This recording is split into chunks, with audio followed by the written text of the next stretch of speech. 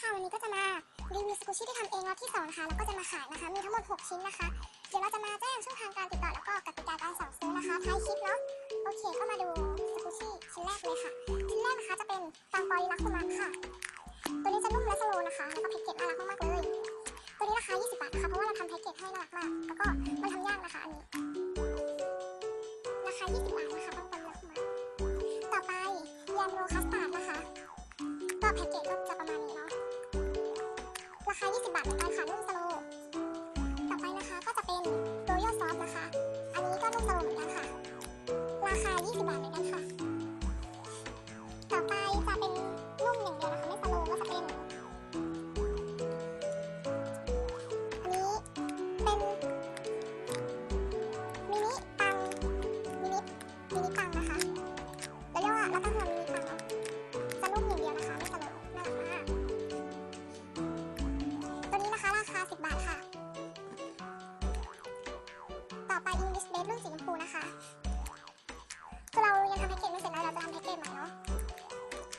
ชิ้นนี้ราคา10 บาทค่ะต่อไปโทสต์ฮันนี่ช็อกโกแลตนะคะตัวนี้นะคะจะราคา10 บาทค่ะ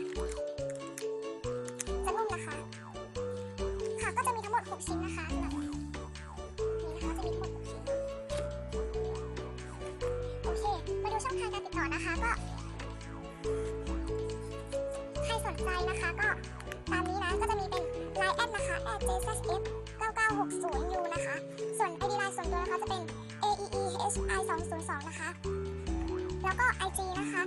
squishy_shop นะคะคือเราจะลงใน Instagram นะคะก่อนที่จะมาลงใน YouTube เนาะถ้าเกิดชิ้นไหนหมดหรือขาดไปนะคะก็ต้องขออภัยด้วยนะ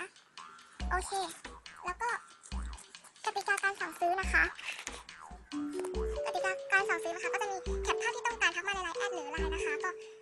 ส่วนใหญ่เราตอบ Line แอดเนาะรับโอนตนอย่างเดียวนะคะไม่มีการสั่งจองไม่มีการสั่งจองใดๆนะคือโอนก่อนได้ก่อนนะคะให้สิทธิ์คนโอนก่อนค่ะแล้วก็ห้ามสั่งเล่นนะคะส่งปนอินเอสเท่านั้นนะอินเอสนะโอเคค่ะใครสนใจนะคะอย่าลืมติดต่อมาตามนี้เลยนะ